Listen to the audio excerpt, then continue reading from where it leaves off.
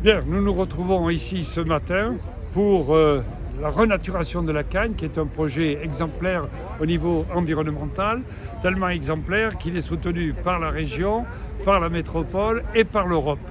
Et donc ce projet va attaquer, c'est un projet aujourd'hui et demain, les travaux attaquent.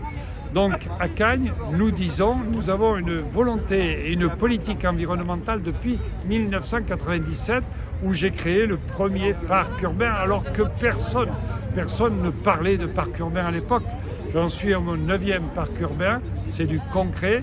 À Cagnes, on est opérationnel et nous poursuivons dans cette démarche. Alors, il va y avoir 3 millions de travaux où on va casser la rive bétonnée, on va recréer un milieu pour les milieux aquatiques dans lequel nous allons retrouver la faune et notamment les anguilles de Cagnes-sur-Mer qui nous tiennent à cœur parce que c'est une espèce qui est en voie de disparition et donc nous essayons de tout faire pour les sauver à notre petit niveau, mais si chacun à son petit niveau fait un petit geste, beaucoup de gestes, finalement, vous le savez, les petits ruisseaux forment les grandes rivières.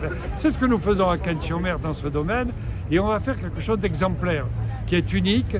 Cagnes-sur-Mer, à ma connaissance, a été la première commune à créer une réserve intégrale de nature, dans laquelle, je n'ai pas dit où c'était, et personne ne le sait, sauf les scientifiques. Donc il y a une partie de la nature qui a été clôturée sur le territoire cagnois et qui sert, et on laisse vivre la nature. Et ça fait maintenant plus de 10 ans que ça fonctionne comme ça marche bien. Eh bien, je vais maintenant créer 2 réserves naturelles intégrales en plein centre-ville. Ici, à la sortie de la Cagne, il va y avoir, vous le voyez, un observatoire de cette biodiversité.